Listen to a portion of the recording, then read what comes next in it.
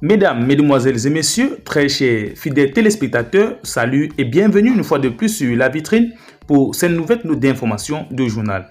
Avant de commencer, n'hésitez surtout pas à vous abonner et à activer la cloche de notification pour ne rater aucune de nos prochaines informations. Installez-vous confortablement.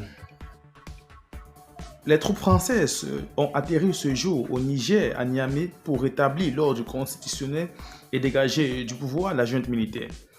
Nouvel échange virulent entre la France et le régime militaire de Niamey. Nouvelle passe d'armes entre Paris et Niamey.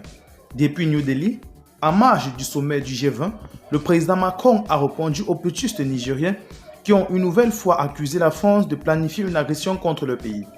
Samedi, c'est le régime militaire nigérien, issu du coup d'État du mois de juillet, qui a accusé la France de déployer ses forces dans plusieurs pays ouest-africains, en l'occurrence le Bénin, la Côte d'Ivoire et le Sénégal, en vue d'une agression.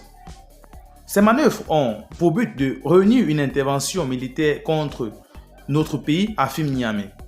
La réponse de Paris ne s'est pas fait attendre ce dimanche.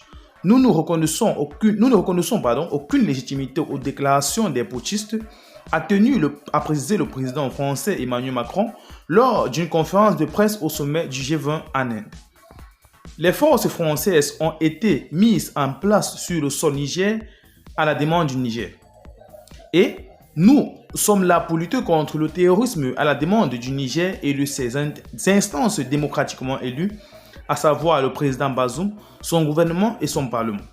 Nous avons d'ailleurs eu une action efficace qui a drastiquement réduit les attaques terroristes sur le sol au Niger. Et nous l'avons fait au prix de la vie de plusieurs soldats français. J'ai une pensée pour la mémoire de ces derniers et leurs familles à chaque fois que j'évoque ce sujet. Un coup d'État depuis juillet dernier retient en otage un président démocratiquement élu. La France a une position simple. Nous le condamnons. Nous demandons la libération du président Bazoum et la restauration de l'ordre constitutionnel. Et nous ne reconnaissons aucune légitimité aux déclarations des putschistes. Puisque le président Bazoum n'a pas renoncé à son pouvoir, si nous redéployons quoi que ce soit, je ne le ferai qu'à la demande du président et en coordination avec lui. Pas avec des responsables qui, aujourd'hui, prennent en otage un président. Sur ce sujet, depuis le premier jour, la France se coordonne avec l'ensemble des présidents de la région, les chefs d'État et de gouvernement, et nous soutenons pleinement les positions de la CEDEAO. La CEDEAO a condamné ce putsch, elle a pris les sanctions, tout comme l'UMOA et la CEDEAO continuent le travail pour libérer le président Bazoum et permettre de résoudre ce sujet. La France est à ses côtés et le soutient. Sur le reste, je n'ai pas d'intention tant que la situation de celle-ci, elle gèle en quelque sorte tout, puisque la seule personne avec qui nous avons à légitimement parler, c'est le président Mohamed Bazoum. Alors la France met ainsi en garde la junte militaire et passe à l'action.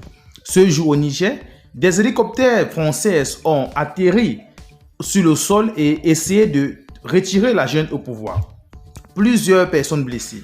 Dans le même temps, la situation du Niger était aussi au cœur d'une discussion entre le président russe Vladimir Poutine et le chef de la transition au Mali, Assimi Goïta. Un entretien téléphonique à l'initiative de la partie malienne a indiqué le Kremlin dans un communiqué. Les deux dirigeants se sont déclarés favorables à un règlement politique.